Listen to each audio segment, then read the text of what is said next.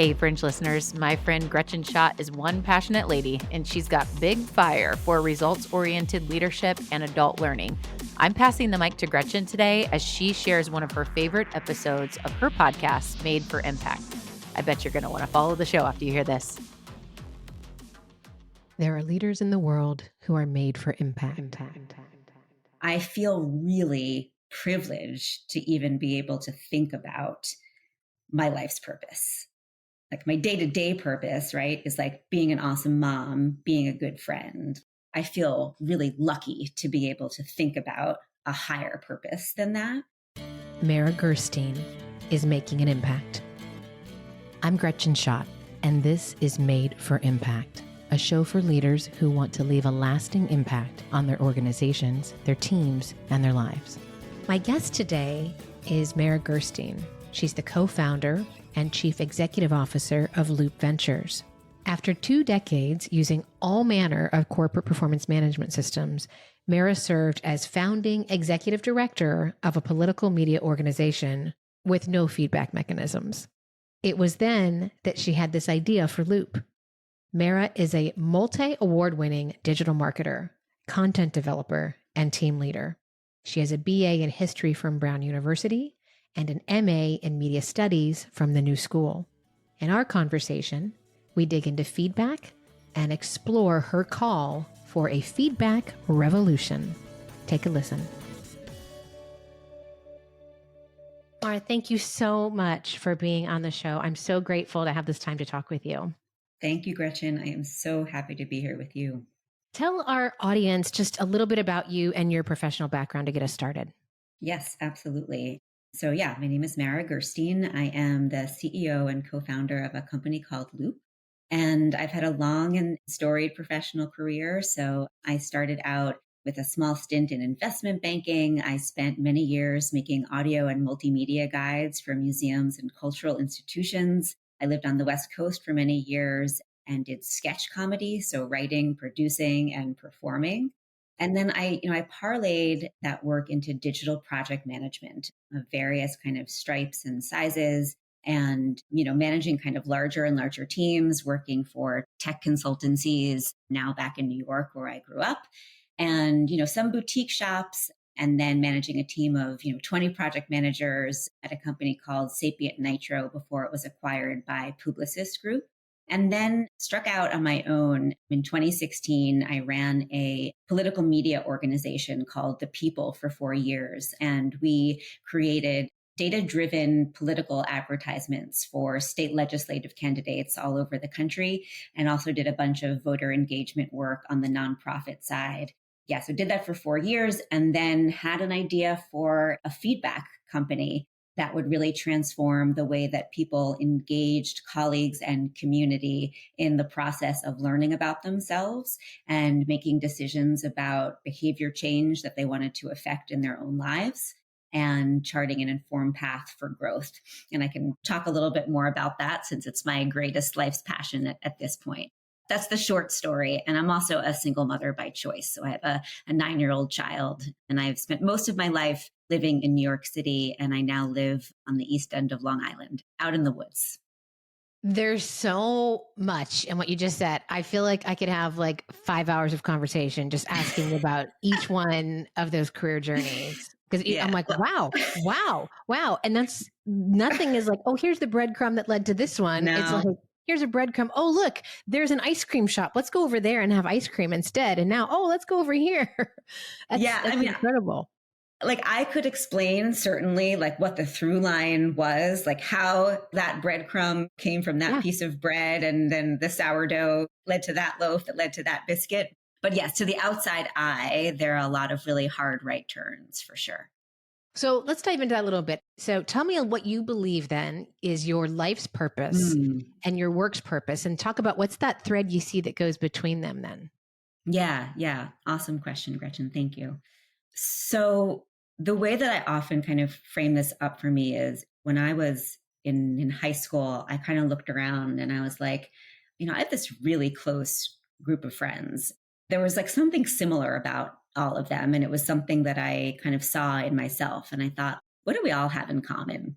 And I realized that we were all kind of deep thinkers, and a big part of what we were thinking about was really an unanswerable question when you get down to it. But which is fine. I'm into unanswerable questions, but it was like, who are we and what's our place in the world?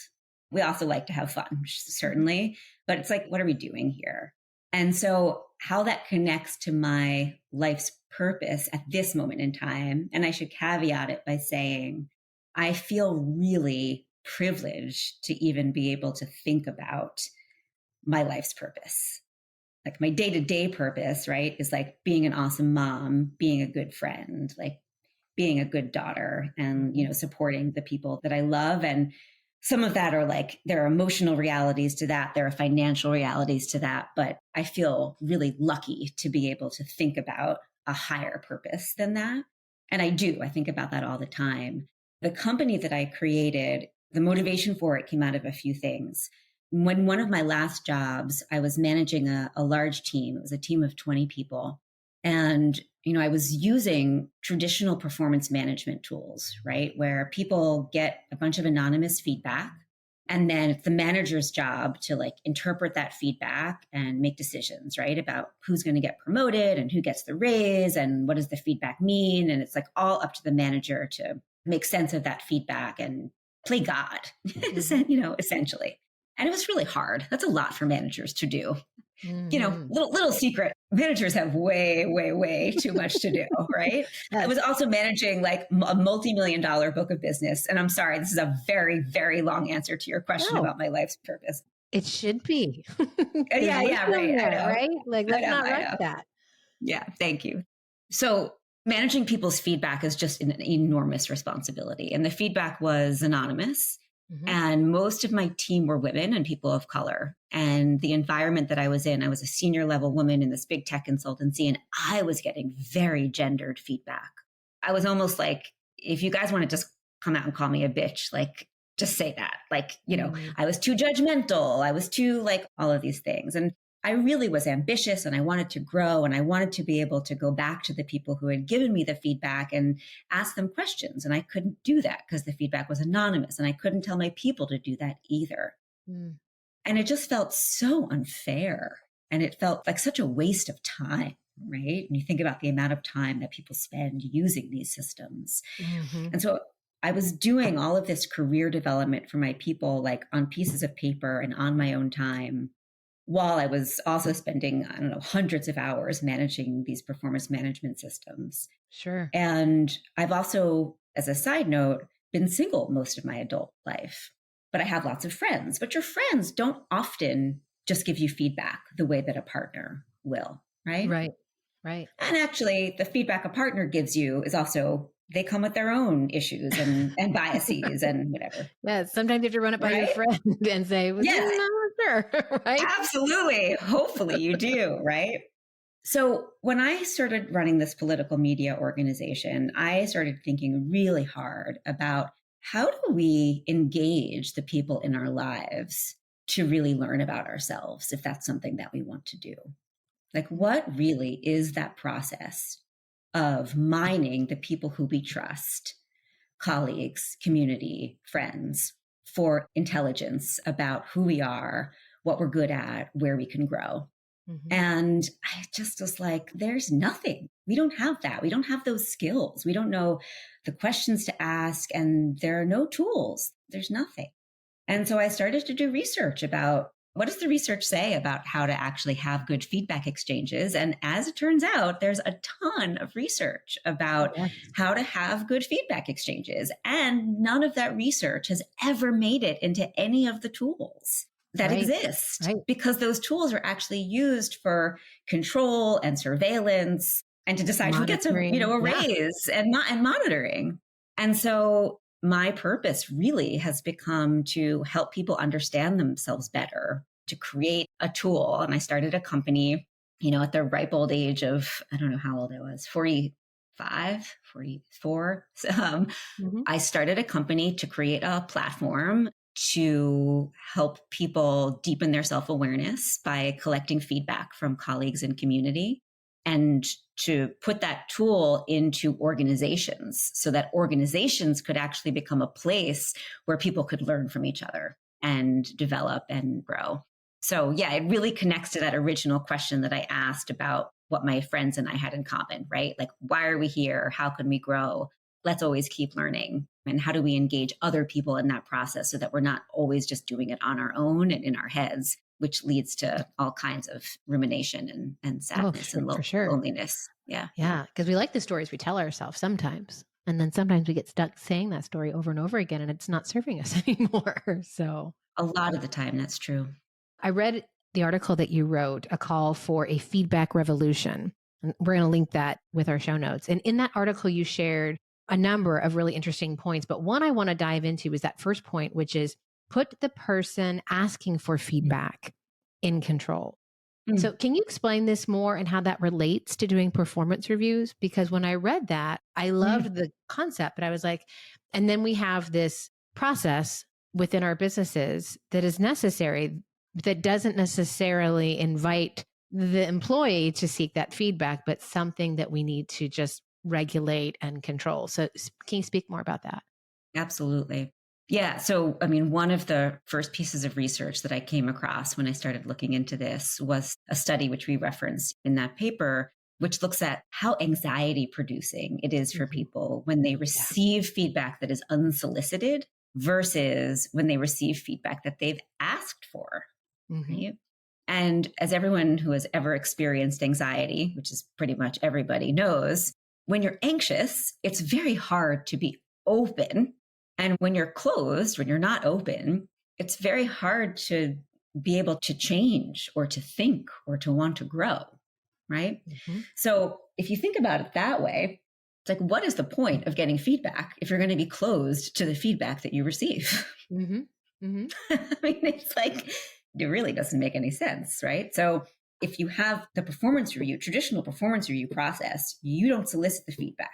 You're not open to it. So then you're getting all this feedback that you're really just not going to be open to acting on, as opposed to a system where you don't feel like feedback is happening to you, right? You feel like you're in control of the process. And then the second piece of it is it's actually also less anxiety for the person who is giving the feedback to give feedback when you've been asked for it. Right? Than to give feedback that is unsolicited. If you think about it, right? If you think like, okay, like this person really messed something up in a meeting and I feel like I really have to tell them about it. That's so stressful, right? Whereas if someone did something in a meeting and they say, hey, I'm trying to like improve my presentation skills or my facilitation skills. Can you give me some feedback on it? The person's going to be like, yeah, here's some things you did well. And I also noticed for next time you could try XYZ. Yeah. Like way better for both parties. Right. Oh, I love that. I love that so much. When I have worked with teams and I do a lot of presenting, and I remember in my last company, well, and I did it actually in my existing company too, but like the first time I got up and presented something and my peers were in the room, I like immediately after I was like, how do you think that went? What do you think I could have done differently and better? And when the individuals were reporting to me, right? Of course, we're like, oh no, you were great. Oh my gosh, it was so wonderful, right? But I had to keep showing up in that same way. And then, sure enough, like a month, 2 months later, you'd be like, well, it was really good, except for, you did this weird thing with your mouth or your hands, whatever that might be. And so I recognize that, especially when I was in an authority position, right? Like a manager, I think of that as an authority relationship. Yes. I have to make it safe for my employees. Like, I'm not looking for you to actually just tell me that I'm wonderful, right? Yes. I'm actually asking. And there's no penalty on you for holding me to a higher standard, right? Yes. I mean, that's like another paper that I could write, which we don't mention in that call for a feedback revolution, but you're totally right, Gretchen, which is that oftentimes people will ask for feedback once and they don't get constructive feedback. And so they're like, oh, I guess, there's no feedback for me. People are so unused to somebody genuinely wanting feedback that you often have to ask over and over and over again until the person really realizes, oh, like I'm not going to be let off the hook. Like this person actually really wants to know.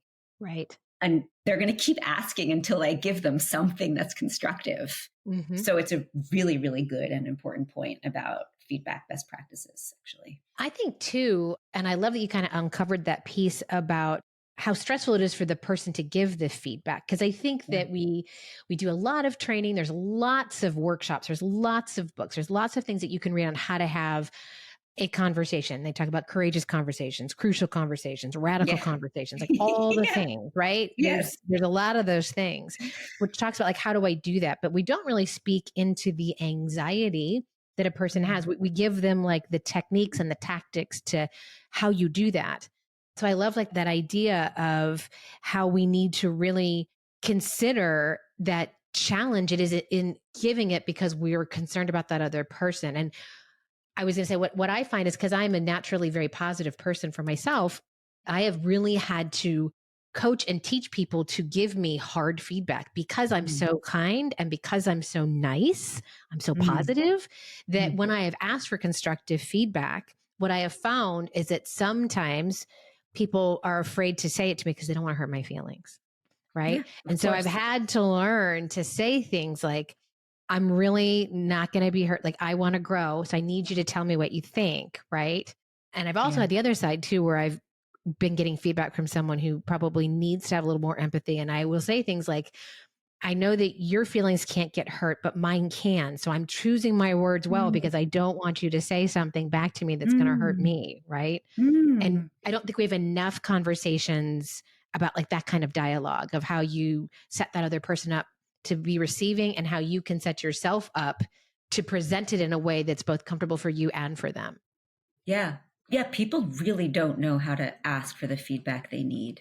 Mm-mm. And I think it's really a problem. We started talking about it a little bit, but I mean, I actually think the Surgeon General wrote, earlier this year about the epidemic of loneliness that this country is facing, and actually that, naming it as like a public health issue. We talk a lot about self-care as a thing, right? This idea that we should all just be like working on ourselves all the time, constantly. Right. Yeah. Like we should all be exercising and eating well, all important things. I mean, do those things, like for sure, do those things, but going to therapy, thinking about ourselves, examining ourselves and the self-help books, but we're also really lonely. And I think we also need to figure out ways to solve for that. And I think knowing how to engage the people who know you and have your best interests at heart, and knowing how to engage those people in the project of learning about oneself. It's not a skill that we're taught. And we're also not really even taught that it's an important thing to do. Right. And I just fundamentally disagree with that. And I think it's something crazy. It's like 1 in 4 people, in this country have some sort of, mental health issue of some kind over the course of their life. I think it's really something that we have to start solving for. Part of what we do on our platform is we actually train both the people who are seeking feedback around growth mindset and what we call feedback orientation, right? So I'm sure you, and if your listeners aren't familiar with the work of Carol Dweck, I'll just mention it like super, super quickly. I mean, I remember where I was sitting when I learned about her work. I was like at a conference, in my 30s. So I was well into my adulthood when I first learned about it, right? Me too. So transformational, right? So growth mindset. Is it okay if I briefly? Oh gosh, yeah. In fact, I was going to ask you about growth mindset anyway. So you go. Yep. Get in there. Okay, great. So very quickly, this is the beauty of it. It's actually so simple, right? Growth mindset, we believe our skills and abilities can be developed, right? Fixed mindset, we don't. We think that they are static and fixed. Yep. How we feel on that spectrum, whether we think our skills and abilities can be developed or whether we think they are fixed, has everything to do with how we are going to feel about receiving feedback, right? Yes. If we think that we are evolving and changing and can grow and develop, feedback is so interesting, right? Yes. It can guide us on our path, right? It can inspire us to take on experiments like behavioral experiments, and decide, oh, I'm going to try behaving like this or changing my mindset in this or that way. Right. If we think about ourselves as fixed and unable to change and grow in our skills and our abilities, feedback is so scary. It's like a sentence, right? Because all we're doing is coming to understand things about ourselves that we can't change. It's terrifying. Yeah. So on our platform, we realized very early on, if we were going to be encouraging people to seek feedback, we had to first understand, where are they on that growth mindset spectrum? And let's give them some training, right? To like introduce them to this idea and to start to move them along that spectrum towards having a growth mindset so that feedback can be more interesting for them as opposed to scary. And then we also give training to the people who are giving feedback, right? On how to give unbiased feedback, how to give objective feedback, recent and relevant feedback, evidence-based feedback, so that people, if they are going to be brave and have that growth mindset and seek others' input, we can do them the favor of giving them really, really high quality feedback. So really facilitating productive exchanges and also a good mindset for being able to grow based on the things that you hear. Yeah, when you were talking earlier, I was thinking about, I follow the Neuro Leadership Institute, NLI. I love them. Yes. And I was on a virtual webinar with them, and they did some research on growth mindset where they were able to measure people with growth mindset that their brains were actually bigger. And how they did this, I don't know. They just kind of said they did this study, and I was like, I want to get my hands on that study. I want to know how they're measuring that, right? But it's fascinating to me. It's such great work. I love it. I want to get back to the fear that we talked about, though, and I'd love your advice on how would you advise leaders to minimize fear and maximize development when they're coaching their employees? Mm-hmm. Well, I think it's really important. Fundamentally, what I realized when I first started doing this work was that the typical, performance management systems are trying to do too many things at once. Oh my gosh, yes. And they're calling them all these things that they're not, right? It's just like, call it what it is. Stop trying to be creative. Yes. Right. It's like, I was sort of like knew in my gut that something was wrong, but I was like too busy doing my work to like take apart the systems and figure out what it was. But the problem was that they were using one system to do evaluation, right? And decide who was getting the raise and who was getting the promotion. And then at the same time, they were telling us that the feedback that we were getting for those purposes was also supposed to be used for our development. Personal development, yes. Yeah, it makes no sense, right? First of all, you're never going to get real feedback that way. No one's going to actually tell you how you're doing if they know it's going to be used for those purposes. Either they're your friend who's trying to help you get the raise, or they're someone who hates working with you and they're trying to punish you because like you didn't get them the report on time, or, whatever it is, right?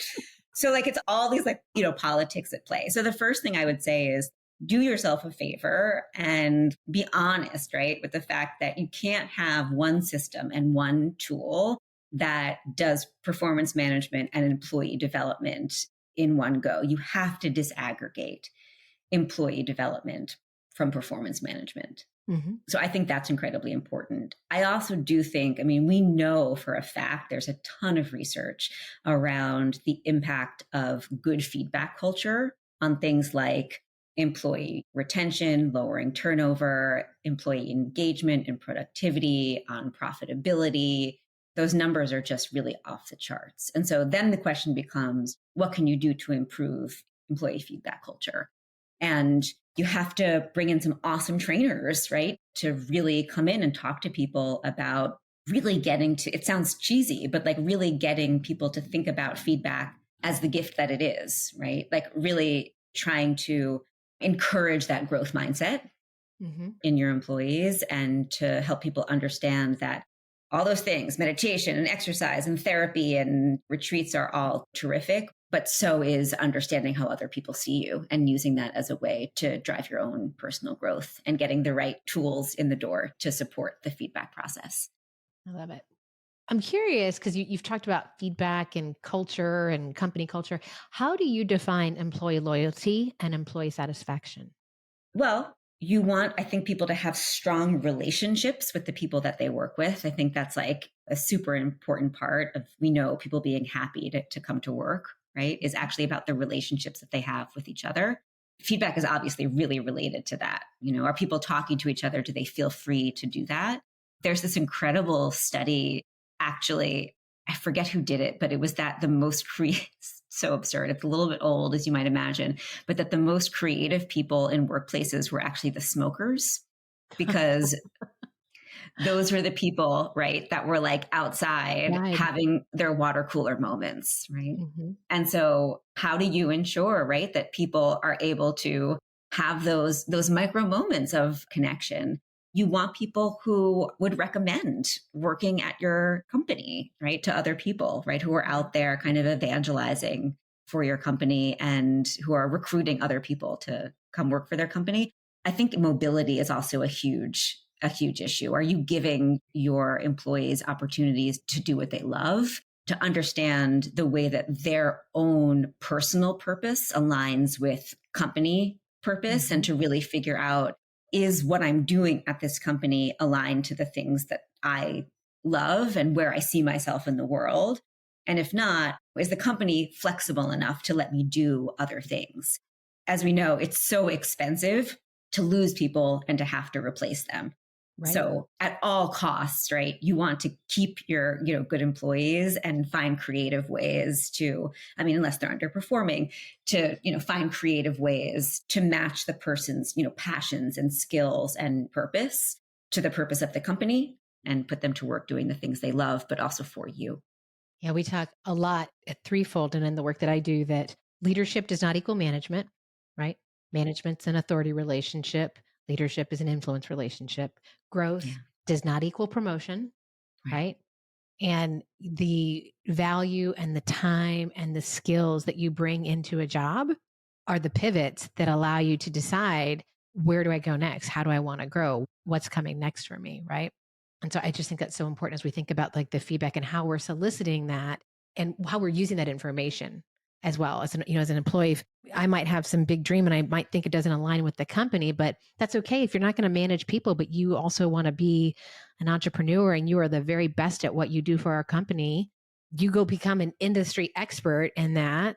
Absolutely. And thank us for providing you space and time to be able to pursue that while doing this great work for us too, Yes, absolutely. It's kind of like a good relationship, right? Where you have to be excited to let your partner change and grow within a relationship and not be afraid that it means you're going to lose the person. Right. Same exact thing, right? Yeah. Like, let your employees change and grow, give them the tools and opportunities to discover new things about themselves, so that they can lead a full, rich, and fulfilling life. And as they grow, also grow with you. Particularly in this world, which is changing so incredibly fast, and where companies can't survive if they aren't growing and changing incredibly quickly. If your employees aren't evolving, your company is not evolving either, and you're not going to be a successful company. Exactly. Mara, if folks want to know more about your product that you were talking about or can connect with you, what are the best ways for our audience to get connected to you? Yes, absolutely. Thank you for asking. Our website is www.askloupe.com, LOUPE. And then please reach out to me anytime directly, Mara, MARA, at askloupe.com. So it's a feedback platform for the new world of work. Product for teams, for organizations, and for coaches as well. And love to share it with anybody who's interested. Wonderful. Thank you so much for being on the show. Thank you for sharing your feedback revolution. I am excited for people to dig into this and think more about how they are receiving and giving feedback going forward. So thanks for making an impact with us today. Thank you for your awesome questions, Gretchen. It's great to be with you. Oh man, I hope that inspires you to think differently about feedback. I know I am thinking about feedback differently right now. Please check out her site, check out Loupe, see what she has to offer, and see if it's a fit for your organization. Want to go deeper with this content? Sign up for my newsletter. Go to our show site and you can leave us your email and subscribe to the Made for Impact newsletter. Get exclusive content to help you live out what we talk about here. Did you like this episode? Give us a couple stars. Take a moment right now. Leave a review. Please share the show and encourage others to listen to. I believe small actions lead to big actions. Your review or sharing of this show will lead to big things for others. Remember, you are made for impact.